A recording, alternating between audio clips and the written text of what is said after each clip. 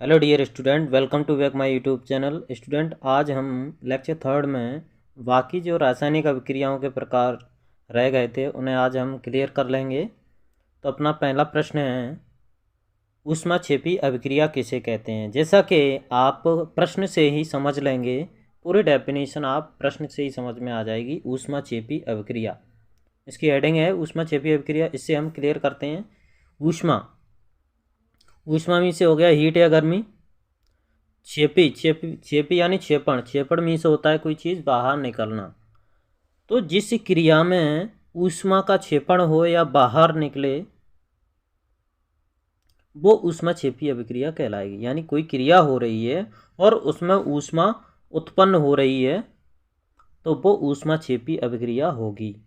जैसा कि हम देख सकते हैं ग्लूकोज के ऑक्सीडेशन में, तो ग्लूकोज का जब ऑक्सीजन की उपस्थिति में ऑक्सीडेशन हो रहा है तो कार्बन डाइऑक्साइड और वाटर दोनों में टूट रहा है जे, और एनर्जी क्या हो रही है, रिलीज हो रही है। हीट या एनर्जी रिलीज हो रही है, यानी ऊष्मा किसके रूप में, ऊर्जा के रूप में रिलीज हो रही है, यानी निकल रही है। तो समझ में आया ना स्टूडेंट। जिस क्रिया में ऊष्मा का क्षेपण हो या बाहर निकले या उत्पन्न हो वो ऊष्माक्षेपी अभिक्रिया कहलाएगी। नेक्स्ट क्वेश्चन है अपना ऊष्मा शोषी अभिक्रिया। इसकी भी हम हेडिंग से ही डेफिनेशन को कंप्लीट कर लेंगे। ऊष्मा अभी समझ गए थे, हीट या ताप। शोषी में से होता है शोषण। तो कह सकते हैं हम कि जिस क्रिया में ऊष्मा शोषित की जाती है या शोषण किया जाता है या ज़रूरत होती है वो ऊष्मा शोषी अभिक्रिया कहलाती है। क्लियर। जिस क्रिया में ऊष्मा की ज़रूरत हो, आवश्यकता हो, वो ऊष्मा शोषी अभिक्रिया कहलाएगी। जैसा कि देख सकते हैं अपन CaCO3 को जब हीट दी जाती है तब वो CaO और CO2 में टूटता है। यानी कैल्शियम कार्बोनेट किस में टूटता है, कैल्शियम ऑक्साइड और CO2 में टूटता है। तो समझ में आया ना। जिस क्रिया में ऊष्मा शोषित की जाती है या शोषण किया जाता है ऊष्मा का, या ऊष्मा की ज़रूरत होती है, वो ऊष्मा शोषी अभिक्रिया कहलाती है। नेक्स्ट रिएक्शन है अपनी ऑक्सीकरण या उपचयन अभिक्रिया किसे कहते हैं। इंग्लिश में इसे ऑक्सीडेशन रिएक्शन कहा जाता है। ऑक्सी में से ऑक्सीजन। क्लियर।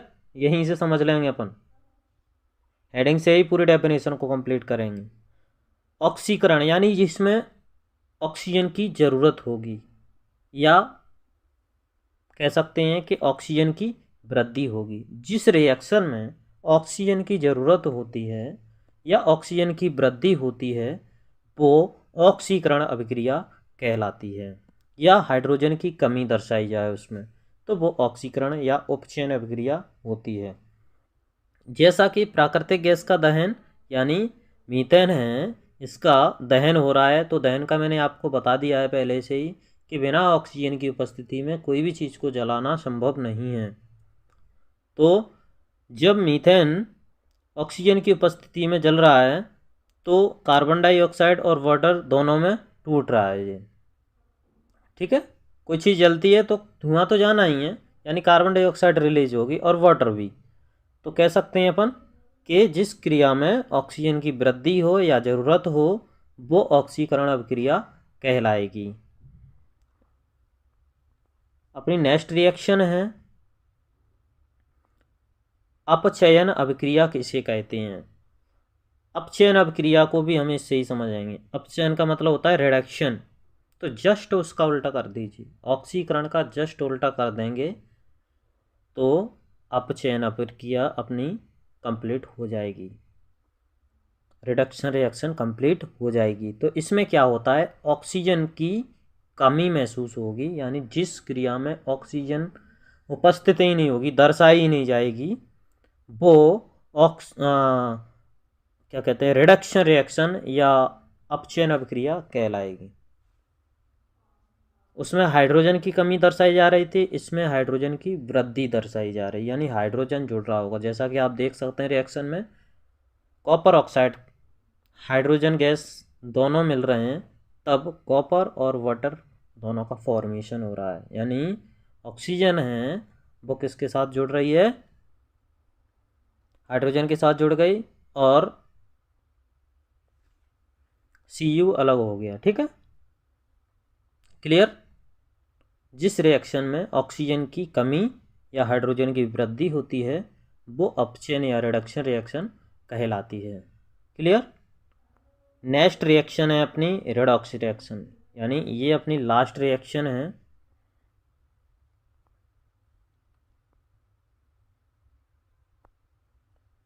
रेडॉक्स रिएक्शन किसे कहा जाता है, तो रेडॉक्स रिएक्शन को अपन समझेंगे। इसमें उपचयन और अपचयन यानी ऑक्सीकरण और रिडक्शन, ऑक्सीडेशन और रिडक्शन या कह सकते हैं ऑक्सीकरण और अपचयन दोनों क्रियाएं होती हैं। एक अभिकारक का उपचयन हो रहा होगा और दूसरे अभिकारक का अपचयन हो रहा होगा, यानी एक में ऑक्सीजन जुड़ रही होगी और एक में हाइड्रोजन। क्लियर, क्या कह सकते हैं ऑक्सीजन घट रही होगी। देख लेते हैं अपन एग्जाम्पल के अनुसार, यानी ZnO है यानी जिंक ऑक्साइड है, इसमें से ऑक्सीजन को हटाया जाएगा। ऑक्सीजन हटी तो क्या हो गया, रिडक्शन हो गया। ठीक है, Zn अलग हो गया है।